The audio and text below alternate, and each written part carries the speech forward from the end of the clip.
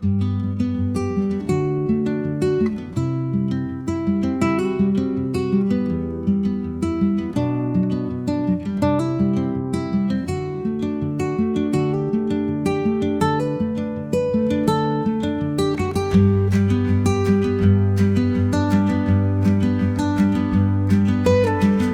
era digitalisasi yang bergerak begitu cepat, dunia pendidikan dituntut untuk terus berinovasi, bukan sekedar menjadi penonton atau konsumen teknologi, melainkan mencetak generasi masa depan yang mampu menjadi pencipta.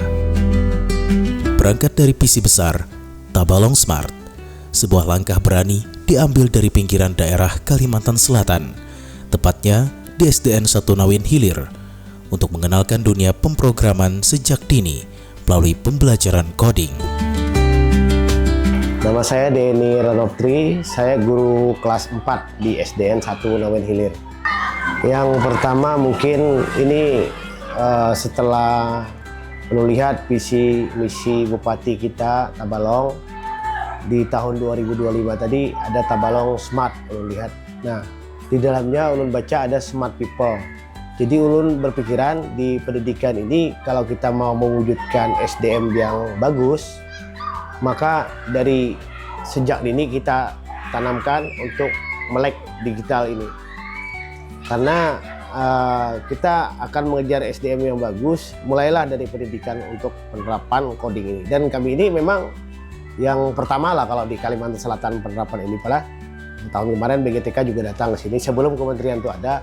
Tapi titik fokusnya adalah pada program visi Bupati Tabalong kita untuk Tabalong Smart. Salah satunya ada di dalamnya Smart People. Nah, kami berupaya untuk anak-anak sejak dini sudah melek digital.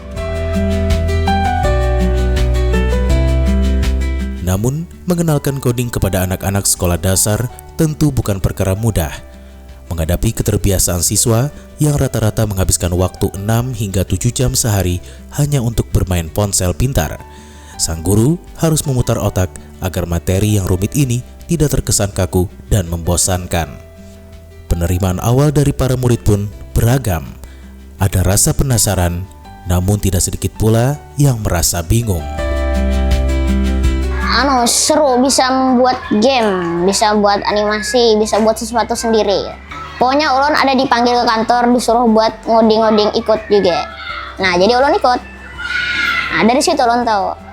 Awal-awal sulit, tapi pas sudah terbiasa jadi lebih mudah. Hasilnya biasanya memuaskan. Dari kelas 3 waktu saya masih coba-coba bikin game atau pelajari coding di aplikasi lain.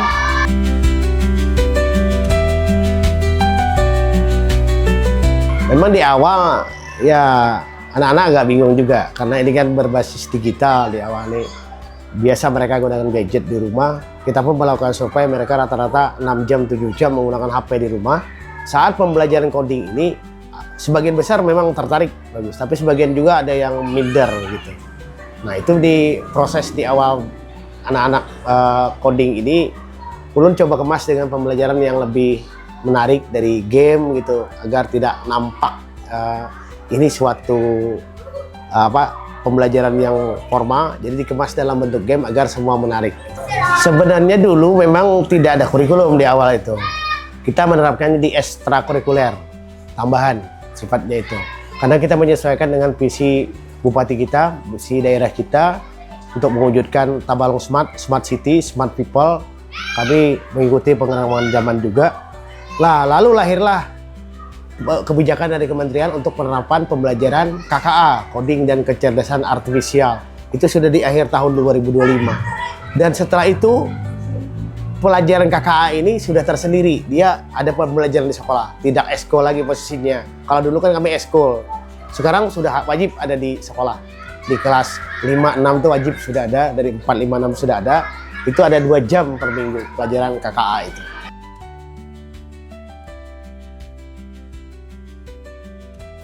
Metode pembelajaran yang menyenangkan ini terbukti membuahkan hasil.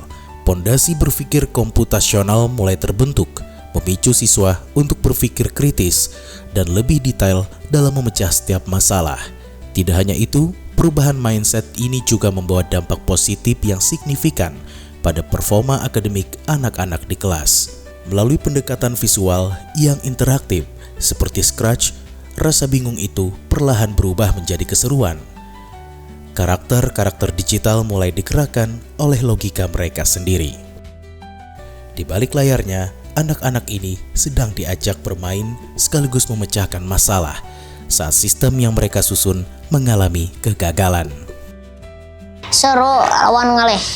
Yang serunya tuh omonnya udah berhasil, yang ngalihnya tuh omon kayak sistemnya gegel, yang kadang mau gitu. Bisa omon tugasnya di sekolah, bulanya di sekolah, tapi ada juga yang jadi PR, jadi ngerjakannya bisa di rumah, gitu. Di sekolah bisa. Menyenangkannya itu ya bisa membuat game sendiri tanpa harus kayak melakukan apa-apa gitu kan. Kalau di game-game lain kayak harus belajar, harus grinding parah gitu. Nah, amun buat game sendiri kan langsung bisa begitu. Itu yang serunya. Jadi bisa membuat game kayak yang kita suka gitu.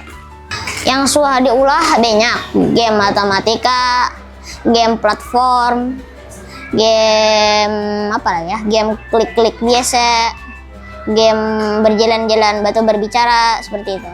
Biasanya membuat permainan dari burung, parrot, atau kucing dari Scratch itu. Biasanya kalau di Scratch itu, biasanya kan yang duluan muncul itu kucing. Jadi itu ada pergerakannya seperti maju mundur, terus melompat. Game tembak zombie, game burung, sama matematika, sama game mewarnai. Di pertengahannya bingung, tapi waktu sudah selesai kagum banget. Habis itu pengen tertarik bikin terus.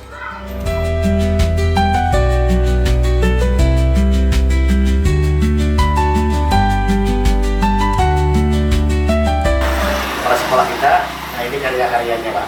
Banyak sekali perubahan. Yang pertama, yang paling nampak itu mereka kritis. Mereka punya critical thinking yang baik. Kadang-kadang kan saya membuat sesuatu menunjukkan apa, sudah mereka memahami, mereka salah Pak. Seperti yang kita lihat tadi kan Pak. Yang ini Pak benarnya. Ini sudah mereka punya daya kritis yang bagus untuk memecahkan masalah. Dikala ketemu satu permasalahan, ini satu yang perubahan yang besar lah bagi saya. Mereka sudah berpikir kritis, dimasuk di critical thinking. Yang kedua, di kelas juga pun begitu, di pembelajaran lain pun begitu. Mereka teramat detail sekarang melihat suatu soal yang diberikan guru, materi yang diberikan guru lain, walaupun bukan mapel coding, mereka detail membacanya agar memahami polanya apa yang harus dijawab, memahami apa itu materi. Ini berawal dari cara berpikir komputasional ini. Ini perubahan terbesarnya anak-anak SD kami, mungkin di literasi numerasinya lah cukup naik lah di rapor pendidikan gitu Pak.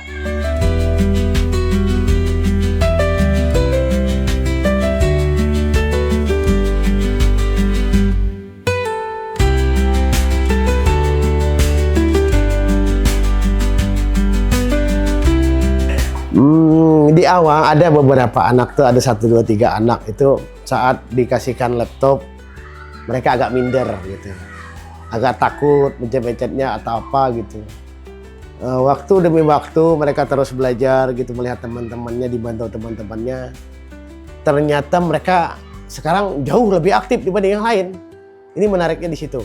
Dan ya alhamdulillah ya kalau kita katakan saat ini mereka mungkin yang dari wawancara tadi ada 2 orang yang awalnya minder, tapi sekarang sudah saya tanya, dan gimana kalau seorang guru itu melihat anak-anak itu berkata, Pak, alhamdulillah ulun paham, katanya gitu.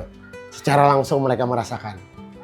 Nah ini yang membuat saya berkesan ya, artinya anak-anak mengakui bahwa oh begini toh ceritanya kan.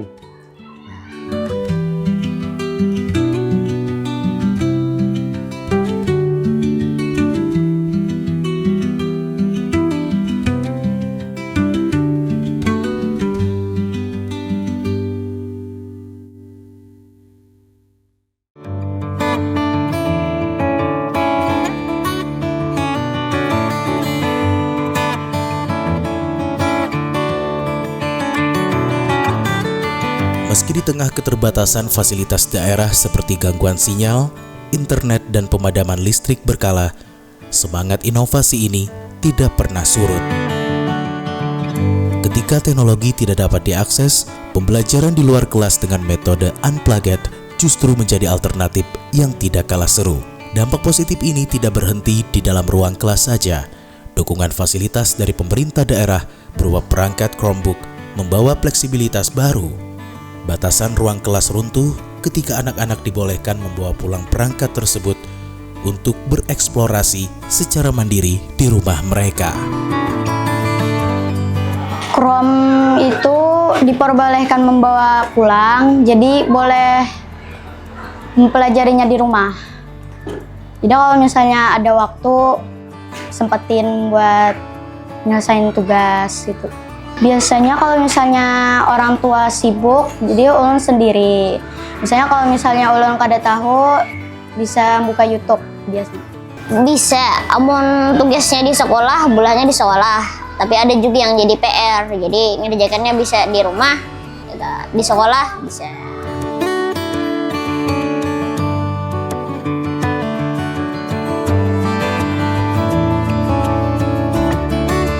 Ya, kalau kesulitan itu biasanya di sini adaptasi perangkat sarana bisa tapi.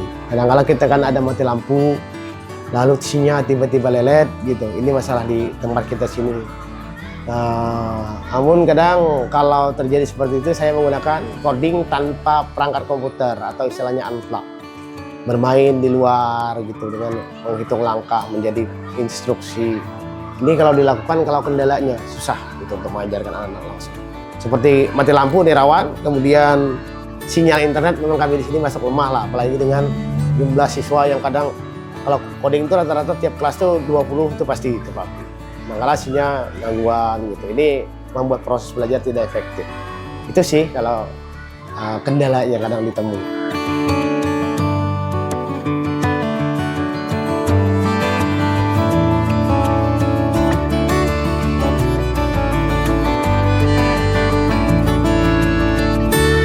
Yang pertama mungkin kita sebagai guru ini paham bahwa kondisi saat ini, zaman saat ini sudah digitalisasi.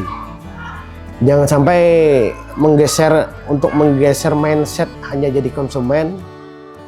Harapan saya pribadi ya, rekan guru, mereka juga bisa jadi kreator di teknologi itu sendiri.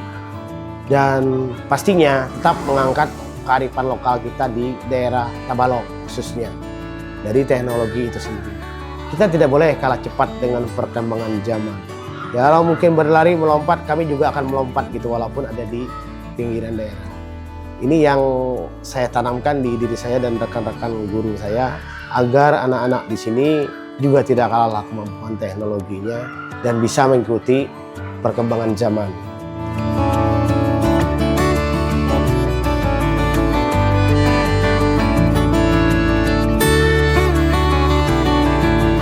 Betul. Dan teknologi, dengan adanya teknologi itu kita tidak punya jarak dan waktu lagi. Siapa yang mau upskilling, update skill, dimanapun berada, terpencil pun bisa mendunia.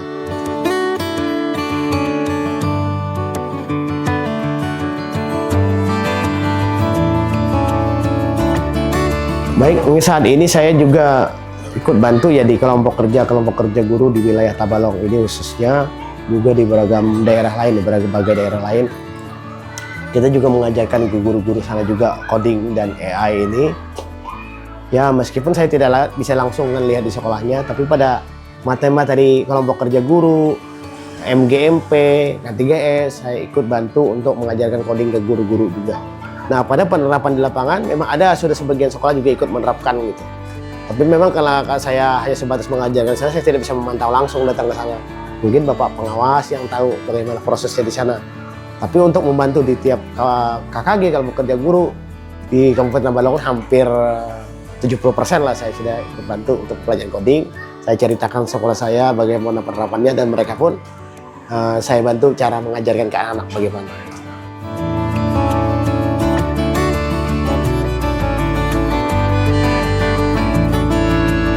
Langkah kecil yang dimulai dari sebuah ruang kelas di Nawin Hilir kini telah menular ke puluhan sekolah lainnya di Kabupaten Tabalong. Harapan besar pun disematkan agar anak-anak ini kelak tumbuh menjadi inovator yang mampu memajukan daerah mereka tanpa kehilangan identitas kearifan lokalnya.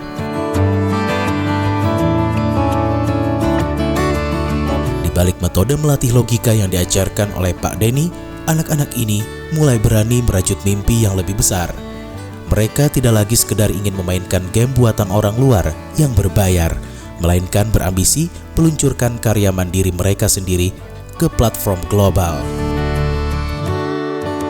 Menyenangkannya itu ya bisa membuat game sendiri tanpa harus kayak melakukan apa-apa gitu kan. Kalau di game-game lain kayak harus belajar, harus grinding parah gitu. Nah, mau buat game sendiri kan langsung bisa begitu. Itu yang serunya. Jadi bisa membuat game kayak yang kita suka gitu. Amun ulun cita-citanya jadi YouTuber juga. Soalnya bisa bikin video yang bagus, yang disuka gitu. Bisa ikutin hobi. Terus dapat duit. Selain bikin game, ulun hendak mengolah aplikasi game kita di Play Store. Cita-cita ulun YouTuber. Soalnya seru bisa bermain game sekaligus mendapatkan uang. Kalau dari belajar coding itu impian ulun bisa membuat game sendiri.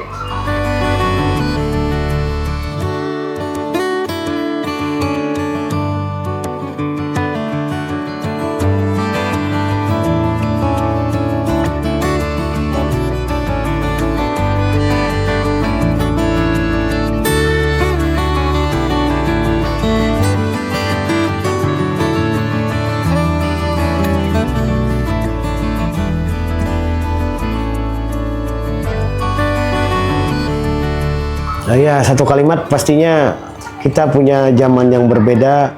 Setiap masa, setiap orang itu kan ada masanya, setiap zaman ada orangnya. Saat ini kita berada di era digital. Anak-anak kita saat ini rata-rata generasi alfa, generasi beta ya. Yang saat ini sudah dari lahir sudah dikasihkan gadget sama orang tuanya gitu. Kebiasaan mereka di rumah dengan gadgetnya, mereka sudah berada di layar sentuh. Ini adalah wilayah kerja mereka. Kita di era digital ini seperti tamu saja. Kita harus mengikuti arus gelombang mereka di kemana. Dan tidak ada satu generasi apapun yang bisa melintasi tantangan zaman tanpa dibantu oleh generasi sebelumnya, dibimbing, diarahkan. Jangan takut mencoba untuk Bapak Ibu guru semua. Kita tidak harus ahli komputer untuk belajar coding ini. Tugas kita hanya memfasilitasi anak-anak untuk belajar. Sumber belajar kita yakin saat ini tidak hanya dari kita sebagai guru, juga banyak beragam di tempat lain, di internet dan sebagainya. Kita buka kesempatan mereka untuk belajar dimanapun, tapi kita harus ingat, kita arahkan ke arah yang positif menggunakan teknologinya, hingga bisa terwujud smart people dengan SDM yang bagus menuju Tabalong Smart, begitu.